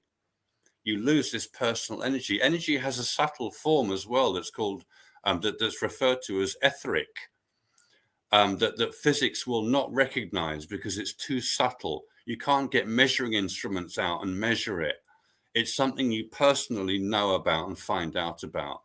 And you accumulate this naturally by having a restful life. You sleep well at night, you replenish your energy levels in your body, and over time you are gaining this spiritual energy, this etheric energy that is going to make your chakras. So the making of the chakras is part of that energy system that is very, very natural. You don't even have to think about it. It occurs by itself. Unfortunately, there are those who know all about this system. And if you don't know about this system, they can ruin you over it. People have died because other people have interfered with them in these terms. I'm talking about witchcraft and devil worshipping and all this sort of thing, the negative side of human beings. They destroy this energy system in individual people. It's part of their function to do that. And they know all about it. But your energy is accumulated naturally, and the more you think about truthful things and highfalutin things, the higher the nature of that etheric energy will build inside you until the point where you're ready to make heaven. It's like an explosion. It's like an intense shrinkage into a little singular point, and then a sudden explosion of that ethereal energy that you've accumulated in your life. When you meet God, he can see and knows, this is your higher self, how advanced you are in that accumulation. And when you get to the point where you're ready, he will come in and he'll unify with you, and you'll have the first key to heaven. That is your sign that you have enough ethereal energy inside you, that you've built that up over time. But it's natural. You don't have to think about it. Simply advance your understanding of reality, and it will naturally accumulate. You don't even have to think about that. See? So it depends on what your focus is in your life. If you're only focused on low physical things, gaining money, overpowering other people, controlling this, you're not going to build any ethereal energy. See, this ethereal energy is also associated with the fifth element. The fifth element being the cloud of heaven specifically. That is generated from this ethereal energy inside you, that is added to when God merges with you in the first key. I hope that's clear. It's quite it's not complicated. It's quite simple, but there's a lot to explain and a lot to say, a lot of contextual things to get to realize in there. But we are accumulating energy naturally as we live. Yeah, it's perfectly normal to do that. But if you have a bad experience, you can suddenly lose a lot of it. See, that's why people get. I think it's why people get depressed. Partly later on in life, if something terrible happens, if they suddenly lose their family, that will affect their ability to maintain and build this ethereal energy that is very natural. But these traumatic events destroy that, and that you have to start accumulating again, or just allow yourself to accumulate again, and try to avoid these dramatic events, as it were, because they kind of suck it out of you. Yeah. Somebody tried that on me, by the way, 4 years ago. Somebody tried to remove all of my ethereal energy, but it's impossible for them to do it because I've already established heaven, and I can accumulate any amount in any time. So it doesn't take long for me to rebuild that energy at all. I can do it in 5 minutes almost, or within a few seconds. It makes no difference if somebody attacks me in those forms, in that method, to remove my ethereal energy. Even if they take it at the time, I'll just rebuild it again in 5 seconds. You see, so nobody can bring me down in those terms. It was an attempt by witches to do that. A lot of witches decided to try and destroy me, but that's never going to happen. They assumed I was lying, you see, and they made a terrible mistake. And then they're now going to have to pay for what they've done. I don't know what they're doing now. I don't know what their lifestyle is like, but it's not going to be great, because they've done something to somebody they really shouldn't have touched.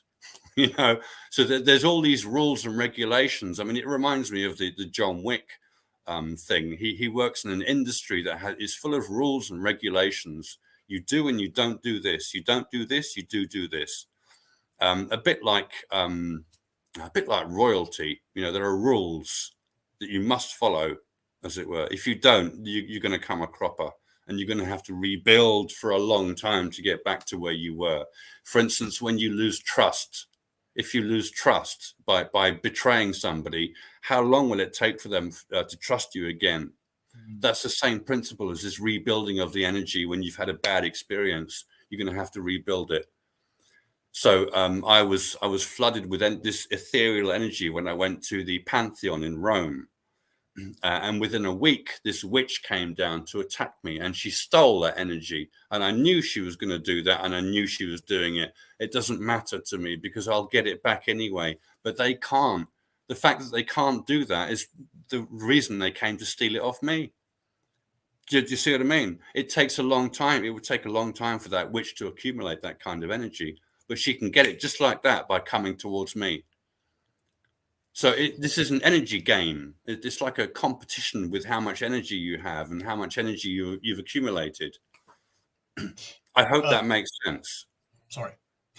Mary's got a... I'm sorry. Okay. You ready? I'm sorry. You finished? Yeah. Okay. Mary's got a question here. If we create our reality, is ghosts part of the learning if you attract them? And then she asked another question just a minute ago. She says, don't we have angels and guides that protect us? Yes, we do. We do. You have a spirit guide that's specifically there for the rest of you, for your entire life. They're looking out for you, and they'll put things in your mind. They will suggest things to you, and you'll think it's come from your own mind, but it's just come out of the blue. It's them. They're saying, think about this, because they can't do things for you. They can just suggest things to you, plant things in your mind, like little seeds, and you think about it and think, oh, I see. Maybe I should do that. They've given you that. So you're basically guided and protected all your life if you're open to it. But if you're a nasty piece of work, you're not going to be open to those suggestions. See, right. So they lose touch with their spirit guides, and their spirit guides are simply waiting for them to be more intuitive, so they can actually interact with them properly and get them to do something better. And the young lady said, we make our lives, or we create our reality. That's a misnomer. Reality around you is objective. You have not created it. It's there without your choice. I have no choice. I mean, I have to drink tea out of a mug. I can't have an invisible mug and drink tea. See, this is an objective thing. I must use this. I did not create this mug. I didn't make it. Somebody else made it. So no, I did not make this aspect of my own reality. That there's far too much in the spirit world, in the spiritual community, where they oversimplify everything and give you a simple statement like, you create your reality every moment. No, you don't. That's a load of bullshit. That is utter bullshit. The reality is created for you and you are planted in it. The only reason somebody might say you create your reality is that they're trying to tell you, hopefully, if they understand this themselves, that what you do produces consequences. That's all that is referring to, the idea of karma. If I go out and shoot somebody, the person's family are going to want to shoot me. That's the consequence of me doing that, if you see what I'm saying.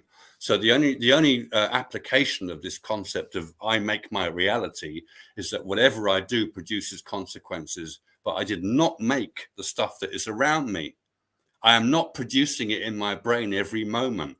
That's utter nonsense. There's nonsense. It's there objectively, whether you like it or not. You are not producing it. It's produced for you as a means to have a place to exist within. See, that's all. Yeah, I've heard that before. I've seen people misinterpret that badly, really badly, pretending that your brain is creating the universe around you when it's not. Yes, another word they would use is manifest. Yeah. Oh God, that is one of my pet I'm manifesting, this and that, and I'm like, okay, yeah, well. Yeah, there's too many people online pretending you can manifest anything you want just by thinking about it or going through a technique in your brain. It's utter nonsense. Utter nonsense. The only manifesting principle there is, as you find on the Tree of Life, you have an idea, you figure out how to bring it about, you physically go and do the action to bring it about, and then it comes about. If I want to build a house, I can't think the house into existence. I have to think, well, I want a house. You got to have the materials to do it. You got to have the brain. You got to do that. Right. Well, the idea, yeah, I want a house. Okay, well, I have to build the damn thing. It's not just going to appear out of nowhere because I think about it. This is what these people are suggesting, that you manifest things and they come into your life. It's utter nonsense. The only people who go around on YouTube saying, hey, I manifested this, I manifested that, are rich. They're rich kids who are looked after by their parents, I notice. A lot of them are like that. I've seen 18-year-olds going on about how she manifests anything she wants. No, she just goes and asks her dad, Dad, I want this. Can I have it? Oh, yeah, darling, here you go. See, I manifested it, everyone. Here it is. Oh, for God's sakes. What was this, kindergarten? What are you, children? No, come on, grow up. Grow up. She asked another question who she says, is ghost part of the learning? And if you attract them? Now, that's... So there's a two-part question. If you're attracting a ghost, the ghost knows that it can get your energy. It knows that it can frighten you. That's what they're trying to do. All they're doing is trying to frighten you to get your energy. That's the purpose of their frightening you. They can't do anything to you, even if they scratch you, or they give you a pain for 5 minutes, or they make you feel uncomfortable or upset, or you go off on one. You are susceptible to these influences then, and you must shut them off. Do not react to these things. If a floating head comes past me, I will laugh at it because I know it's just trying to attract my attention to get my energy. I will laugh at it. I laugh when I watch these paranormal videos of shadow people and what have you. I laugh all the time. This is my entertainment. This is part of my life's entertainment. I watch these things to entertain myself because I find it utterly ridiculous and pathetic.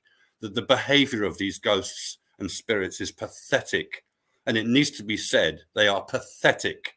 They are worse than the most pathetic humans that are human. It's just a complete joke that the behavior is utterly stupid. So I have no respect for spirits and what have you that hang around getting people's attention. They are not respect worthy at all. They should be told to go where they belong. All you have to do to get rid of it is to pray to God. It's as simple as that. Just pray to God and say, God, can you please remove this from my influence? I don't want it. That's all you got to do. And they'll be removed by angels. Angels will come and remove that person because they do not belong there. They're not supposed to be there. and they're not going to teach you anything. You're not going to learn anything apart from the fact that we survived death. That's all you can learn from that. But they are in a pathetic state. It must be recognized. They're absolutely pathetic, but they come across as though they're in control or in charge. Like in people's basements, they have shadow figures walking around in their basement, and they're frightened and scared of them. You should not be scared of these beings. They can't do anything. You might have noticed they keep peeking out from the sides of doors and what have you, because they're pathetic little children. It's utterly childish, this behavior. Recognize that it's childish and laugh in their face. Laugh at them. They can do nothing. They have no power whatsoever. It's an illusion, just another illusion to get your energy, and ignore them as much as possible. Just ignore them. All they want is your energy and your attention. So don't give it to them. It's as simple as that. She's got I hope that is clear. And I'm vehement about this because I can see it over and over and over again. Over and over again. Same behavior repeated over and over again. It's childish. Nothing more. I hope that helps. Sorry. The next statement she says is that thought if you were a bad person, you attract bad towards you. Not necessarily. Not necessarily. That's a very weak sort of idea, I think. Is that the same thing? I don't think that's true. Is the opposite. In other words, is it not also that your thoughts create bad things in your life that you're having? Not necessarily. No, thinking is just thinking. It doesn't have any. It doesn't bear any influence on anything. It's only when you act on it that it starts influencing. If you allow it, I hear people simply is that your thoughts and this type and da da da da. If you think bad things, like if you're going to get sick or whatever, you're going to get sick. Things like that.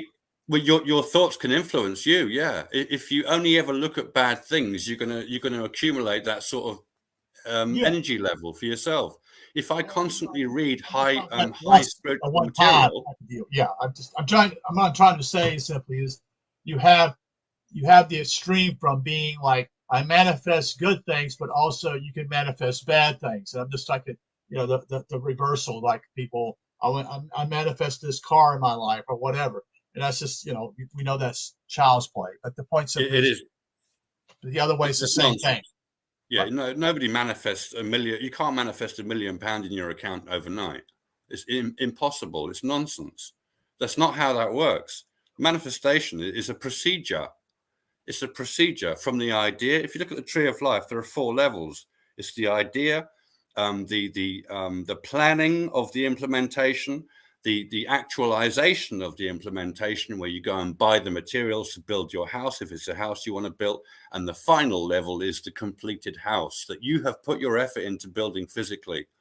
This is the idea of manifestation. It doesn't just happen like magic. There's no such thing. That's nonsense. That's just garbage generated by people who want to make money out of other people online. Right. That's all, by pretending great promises. Right. Anyway, we've gone. I think part of it simply is we've gone away from being somewhat logical to being somewhat to the swing of the pendulum to the being just ridiculous and thinking that I manifest this or that type of thing, and it's just like what are you talking about? You got to work for things here. You got to develop things. You got to build things. You got to save money. Such and such. So it doesn't. It's just it means it simply is that with the opening of the internet is brought all these ideas out here that once were quote unquote in the cupboard, so to speak, that were not hardly talked about, now brought out and people can talk about these things, which is in some ways good. In some ways, that is to also be able to share what Phil is sharing, but it's also brought the bad. The idea simply is I can manifest this and that, such and such. Yeah, it's nonsense. Yeah. Yeah, absolute rubbish. So many people talk like that, and they have no proof. And usually it's somebody who's sitting in a pokey. I saw a guy in a pokey little flat saying he could manifest anything. Well, why are you not in a massive mansion and panning the camera out the window saying, look how many Ferraris I've got outside. I can manifest anything. No, he hasn't got anything because he's bullshitting everyone and he's doing it to make money. Nothing more. It's to make money, or he's very clever. He just simply wants attention. Yeah, he just wants attention, or he's using it to accumulate money off other people by selling promises, empty promises. Yeah. Yeah, the world is full of empty promises. It is. Yeah, it is. So again, it's still open for anybody out here who wants to ask a question. It doesn't have to be strictly on what we were talking about, although it'd be great. But we can talk, whatever, you have opportunity here to talk to him. So it's to your advantage. I wanted to show something to you, Phil. Have you ever heard of this particular guy here? No, I haven't. Yeah. Okay. He talks about he's a PhD. He talks about this is to do what I would call like triggers and stuff like that we just talked about. Well, triggers is also a way of stealing your energy too. Yeah, that's Think right. about it. Okay. So you give it away. Right. You give it away. Yeah. And but he talks about certain how personalities in broken almost all people come from broken families. Okay. So he talks about our challenges when we are born in certain families, that is your traumas that take place in your life, and how your family is all messed up, and you can't figure out what's going on. In fact, you don't even know it's messed up, at first. See, right. And he talks about that, and he talks about that's one thing, and he also talks about other things. But anyway, he was a PhD. He's now passed, but he's written probably 5 or 6 books on the on the subject of psychology, right. And mainly to do with what I would call issues to do with traumas in our lives. Why did I suffer so much of this thing? Why was I brought up in a family like this, such and such? And that's another question someone may ask simply is, why was I brought up in a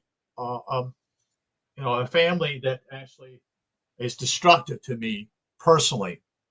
Is that part of God's plan? You see, is it not? God's plan is for you to make heaven. That's the only plan there is. Yes, but what I'm saying simply is that there are those who will say that it is God's plan, it's something of this nature, and I'm like, I don't know if that is true or not. No, that's an excuse. It's an excuse. Okay. There's lots of excuses for these things. This is another book he wrote. It's all in the family. Right. He's talking about in-depth exploitation of life scripts, he calls it. And I would be in this particular one here, what you call Mr. Goody Shoes, Mr. Good Shoes, whatever you call it, trying to be perfect. Perfect. Right. Yeah. Without knowing that perfection is self-honesty. Right. But I mean, he anyway, it's in some ways, psychologists can help you, and in some cannot. But again, I've got still 4 people here. You got about 10 more minutes here if you want to ask a question here. If you want to ask a question of what we've gone over through the last 2 hours. Now, Phil has not been here with me. It's been a whole month. It's been a month. So I missed him. In fact, I actually, I wrote him. I don't know if he knew this, but I wrote him probably at least 5 or 6 messages while he was gone, just to see how he was doing. And I gather he didn't get back in touch with me, so I'm assuming he was pretty busy. But I was like, okay, are you doing okay over there, Phil? Such and such, because I was just kind of curious how he's doing, because I appreciate Phil very much. Thanks. I appreciate you as well. And sometimes I say things to people and say, someone sent this to me, say, will you just follow Phil all the time? I said, no, but he's the one that's ascended, and I like to ascend myself, and I believe he's legitimate. And so I'm going to look into whatever he shares. Is to use my head, yes, but also simply is that he knows a little bit more than I do. Right. Maybe not a little bit, maybe a lot more than I know. So, but anyway, and then I was going to ask you one other question since I've got you here. When is a good day for us to talk again? Usually Thursdays and I'm back to normal shifts. So Thursday and Fridays are my days off. Okay. Often, if my partner's out on one of those days, I'll use that day to do a lot of stuff that I wouldn't do the day which they're in. So tomorrow, for instance, they're at work, so I can do all sorts of things that I can't do today because they're in. And so I thought, well, today will be the best day to have a conversation online, not tomorrow, because I'm busy with personal stuff. I've got time off work, but I'm doing personal stuff at that time as well. So usually Thursdays and Fridays are the best days because I'm off work. That's my weekend, as it were. Well, let me ask you a question because I thought this. So this is here. I've kind of briefed about it. There are people that talk about, Dale. I have a friend who's has gone through a lot. Okay, a whole hell of a lot. And I see, not putting anybody down here. This is not what it's about. And I know that this person's gone through a lot of trauma. Okay. But I've always, she would talk about certain things or do with what I would call, triggers. And I recognize them in my own life. I see that, especially in traffic. Traffic tends to be sometimes an issue with me. People, I'm part of that Mr. Good Shoes, so to speak. So I try to follow the speed limit, and I'm not I'm not interested in getting a ticket, and paying money, if I get in trouble. If you want to do that, that's your business, so to speak. But it bothers me when people are not respectful and they get on your behind, so to speak. And I'm just like, just go ahead and pass me, And it seems as though that's what. So she says, well, you allow that to trigger you.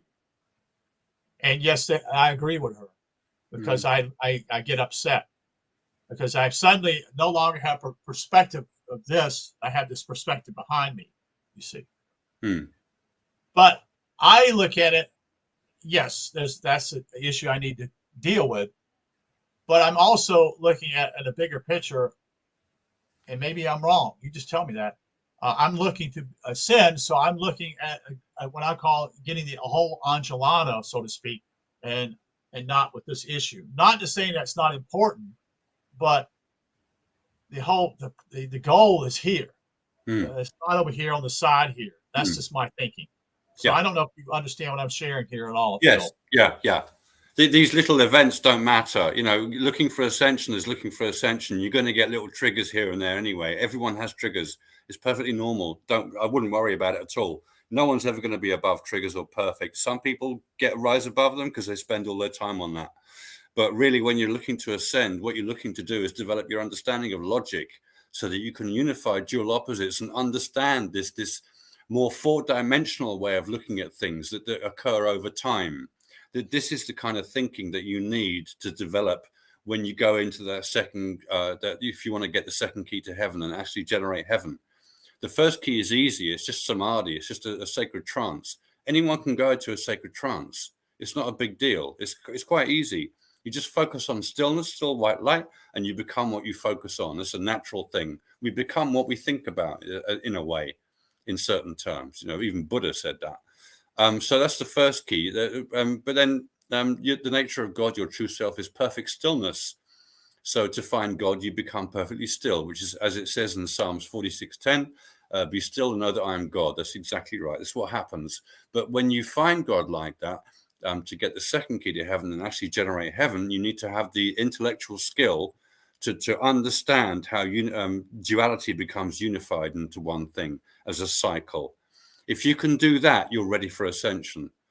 Obviously, you can't do this when you're 10 years old or 5 years old or even 20 years old, because you need to develop some of this ethereal energy, and your accumulation of your understanding of how to use logic takes time.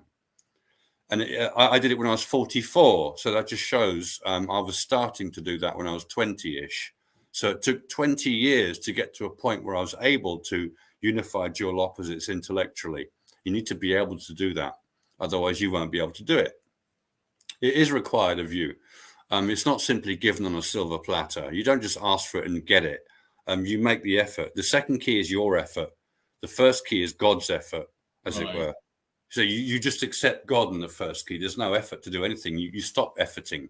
You stop doing things. You just completely relax and totally relax your mind and become stillness. You become only aware of stillness and light. That will get you to meet God. Once you do that, the rest is up to you. To understand the oneness of God, who has now come to you and proved himself to you and revealed his actual nature to you, is oneness. And now you have to jump to that understanding intellectually. And when it comes to your intellectual understanding, you suddenly expand from the center of your head and generate heaven in the process. So this is the principle of ascension. If you're going for that, all you got to do is consider the second key, intellectual logic. So develop your logic to understand how two opposites can come together as one thing. That's all that is. That's the intellectual pursuit there. That's basically it. Everything else in your life, all these little triggers that we have, I had triggers before, like anybody else. It doesn't mean you can't ascend just because you got a trigger here and there. You are not supposed to become perfect and then you can ascend. It doesn't work like that. It's much better than that. It's much easier than that. You don't have to be perfect. See, your performance is not what's perfection. Everybody performs imperfectly, as it were, compared to a robot. We're not robots. We're humans. We're not about performance perfection. There's no such thing. We can do our best. Okay, fine. But perfection really is just total self-honesty. That's what perfection is for a human. Nothing more. Okay. So, yeah, these triggers don't really mean anything. It doesn't mean you can't ascend just because you've got a slight emotional trigger because someone's shouting at you. Everybody gets upset when they get shouted at, and it's because it's unnecessary. You haven't done anything wrong, so why would they do that? So you can say, look, go away, please. You don't talk to me like that. I don't want to talk to you. You're allowed to do that. There's no problem. You don't have to spend time with people you don't want to spend time with. You know what I mean? Yeah, agree. Well, how about we meet next Thursday? Is that okay? Yeah, sure. Yeah. So we can make that pencil that in for you, that we can talk at that time. Sure. Same time is okay, if that's all right with you. Right. Yeah. And is there anyone, this last call, anyone to ask any other questions here? Because it's a little after 2 hours. You're more than welcome to ask. And again, all of this will be, go ahead, I'm sorry. Sorry, just to quickly say, if anybody wants to know what I actually say, I have a major free book available called Heaven is a Cloud. It's on my YouTube channel. You can download it straight away. It's got all my work in it, basically. You don't need to read any other book. I know there's other books I've written, but everything is in this one book. And I made that on purpose. So you don't have to read several books. It's just one book that has basically everything I say in it. It's very easy to read as well. It's not overly complicated. It's quite very easy to look through. In fact, I've made it on purpose like that, so anyone can read it. You can read it from scratch. You don't have to be an expert on spirituality to read it either. It's quite straightforward, the material in the book, and that's free. You can just download that from my YouTube channel if you want to. Yeah. So that's at Phil Langdon, Langdon. That's right. On YouTube. Yeah. Yeah. Okay. So we're gonna probably wrap it up here. Again, I'll thank you, Mary, for being here. Thank you for asking questions. Gregory celebrates. Thank you for being here. Substance for the Soul. Thank you for being here also. Appreciate you being here. Again, mark your calendar. We will meet again at 9 a.m. Eastern Standard Time here in the United States next Thursday. And I don't know what the subject's going to be about, but we will basically, it's an open forum. We'll talk about some things that I'm asking about, but that may necessarily not be what you're interested in. But that's why questions are asked. I want you to ask questions because the only way everyone learns. Let me just say this much: everyone learns from someone asking a question. Okay? Yeah. Because a lot of us have questions, we forget them, or we've never thought about that. Oh, I never thought about that. I never thought about that. So that's why questions are so important. And Phil seems to have all the answers. Just picking on. But I mean, the point simply is, this is an opportunity for you to investigate. that's what this is about. Yeah. Investigating his book. Yeah. All it's going to cost you is your time. Mm. It's a free book. It's to your advantage to learn something Mm. and to grow up in a way, grow spiritually, and to Mm. realize, oh, that's the reason why I'm here. Okay, Yeah. I have a Yeah. purpose now. You see. Yeah. Yeah. And life is not boring afterwards. Let me tell you that. It's not boring at all. Not. I don't sit around meditating 24 hours a I, day. No. I was thinking he's up here playing a harp or playing a violin up in the clouds, so to speak. Everything's fine here. So, but from that all, I say simply is that we'll meet again, like I said, next Thursday, which will be, see, today's the 3rd, so it'll be the 10th of January, and that will be at 10 o'clock again. Sorry, 9 o'clock Eastern Standard Time, and with Phil, it'll be 5 hours in advance, so it'll be 2 o'clock his time. So Mm. again, like I said, I appreciate you all being here, Same. and you can download his book for free.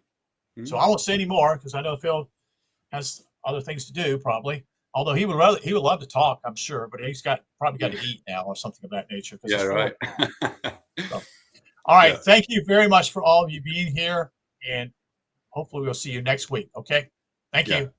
Thank you very much indeed. Thanks, Brand. Thanks everyone for being there. I appreciate it as well. Thank you. You're welcome. Take Take care, care. everyone. Have a good week. Okay, bye bye. See you later. Bye bye.